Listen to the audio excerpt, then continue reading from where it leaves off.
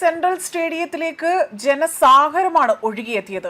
UDF സർക്കാരിന്റെ സത്യപ്രതിജ്ഞാ ചടങ്ങിൽ വൻ ജനത്തിരക്കാണ് അവിടെ അനുഭവപ്പെട്ടത്. VD സതീശൻ മുഖ്യമന്ത്രിയായി അധികാരമേറ്റ ആ ഒരു വേളയിലാകട്ടെ ഹർഷാരവങ്ങളോടുകൂടി തന്നെ വേദിക്ക് പുറത്തും അകത്തും വലിയ രീതിയിലുള്ള ആഘോഷമാണ് അവിടെ കാണാൻ സാധിച്ചത്. 10 വർഷം പിന്നോട്ടടിച്ച ഒരു സർക്കാരിനെ താഴെ ഇറക്കിക്കൊണ്ട് ടീം UDF അധികാരത്തിലേക്ക് എത്തിയതിന്റെ ആഘോഷമാണ് ഇപ്പോൾ അണികളിലും പ്രവർത്തകരിലും ഒക്കെ തന്നെ കാണാൻ സാധിക്കുന്നത്.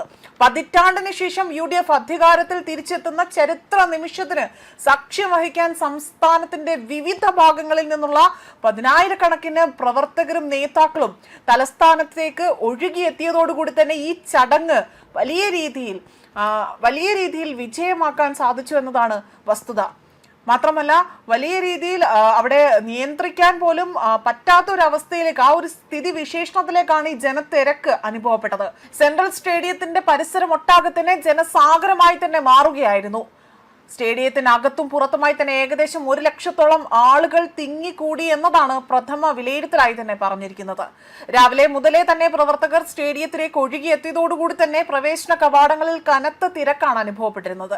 MLA-മാർക്കും പ്രമുഖ പാർട്ടി നേതാക്കൾക്ക് പോലും വേദിക്ക് സമീപം ഒരു ഇരിപ്പിടം പോലും ലഭിക്കാത്ത അവസ്ഥയാണിപ്പോൾ അവിടെ നമുക്ക് കാണാൻ സാധിച്ചത്. VVIP-കൾക്കായി തന്നെ പ്രത്യേകം ക്രമീകരിച്ചിരുന്ന മുൻനിര സീറ്റുകൾക്കും പ്രവർത്തകർ കൂട്ടത്തോടെ തന്നെ ഇരച്ചുകയറി ഇരിപ്പിടം കൈവശപ്പെടുത്തുകയും ഇതോടുകൂടി തന്നെ സുരക്ഷാ ഉദ്യോഗസ്ഥർ പോലും വലഞ്ഞുപോയി എന്നതാണ്, അല്ലെങ്കിൽ അവർ പോലും വലിയൊരു പ്രതിസന്ധി നേരിടേണ്ടി വന്നു എന്നതാണ് എടുത്തു പറയേണ്ടത്. മുൻനിര ഭാഗത്തെ തിരക്ക് നിയന്ത്രിക്കുവാനും ദേശീയ സംസ്ഥാന തലത്തിലെ നേതാക്കൾക്ക് സുരക്ഷിതമായി തന്നെ പ്രവേശനം ഉറപ്പാക്കുവാനും പോലീസ് കനത്ത ശ്രമം അവിടെ നടത്തുകയും ചെയ്തു. എന്നാൽ നിയന്ത്രണാതീതമായ ജനക്കൂട്ടത്തെ കൈകാര്യം ചെയ്യാൻ പോലീസ് അവിടെ പാടുപെടുന്ന ഒരു അവസ്ഥയാണ് കാണാൻ സാധിച്ചത്. നിരവധി തവണ അവിടെ അനൗൺസ്മെന്റുകൾ നടത്തിയിട്ട് പോലും പ്രവർത്തകർ പിന്മാറാൻ തയ്യാറാകാത്ത ഒരു സാഹചര്യമാണ് ഉണ്ടായത്. മുഖ്യമന്ത്രിയായ VD സതീശൻ സത്യപ്രതിജ്ഞ ചെയ്യാൻ ഒരുങ്ങുന്ന ആ ഒരു വേളയിൽ പോലും ആ ഒരു ചരിത്ര മുഹൂർത്തം ഒന്ന് നേരിൽ കാണാൻ വേണ്ടി അവർ പല വിധത്തിലുള്ള ശ്രമങ്ങളാണ് അവിടെ നടത്തിയിരിക്കുന്നത്. അതായത് ഈ ഒരു ചരിത്ര മുഹൂർത്തം അത് കാണണമെന്ന ആവേശം കൊണ്ടുകൊണ്ട് പ്രവർത്തകർ സ്റ്റേഡിയത്തിലേക്ക് ഇരച്ചെത്തുന്ന ഒരു കാഴ്ചയാണ് അവിടെ കണ്ടത്. UDF അനുകൂല മുദ്രാവാക്യങ്ങളും ആഘോഷങ്ങളും സ്റ്റേഡിയ പരിസരത്ത് വലിയ രീതിയിൽ ആ ഒരു അന്തരീക്ഷം തന്നെ ആവേശഭരിതമാക്കുകയാണ് ചെയ്തിരിക്കുന്നത്. തിരക്ക് വർദ്ധിച്ചതോടുകൂടി തന്നെ കൂടുതൽ സുരക്ഷാ ഉദ്യോഗസ്ഥരെ സ്ഥലത്തേക്ക് വിന്യസിപ്പിക്കുകയും സ്റ്റേഡിയത്തിനുള്ളിലേക്ക് പ്രധാന റോഡുകളിൽ പോലും ഗതാഗത നിയന്ത്രണം വളരെയധികം ശക്തമായി തന്നെയാണ് അവിടെ നടത്തിയത്. അടിയന്തര സാഹചര്യം നേരിടുന്നതിനായി തന്നെ മെഡിക്കൽ സംഘങ്ങളെയും ഫയർഫോഴ്സിനെ പോലും അതിന്റെ പ്രത്യേകം യൂണിറ്റുകളെ പോലും സജ്ജമാക്കി നിർത്തിയിരിക്കുകയും ചെയ്തിരുന്നു.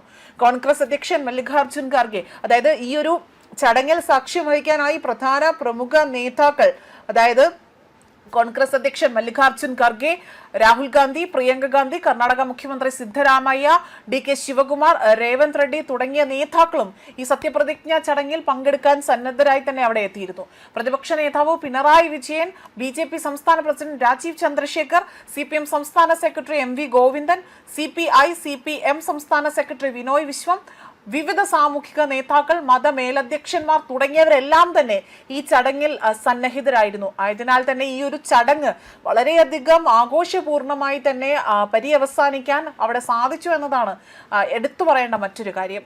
ന്യൂസ് ഡെസ്ക് കർമ്മ ന്യൂസ്.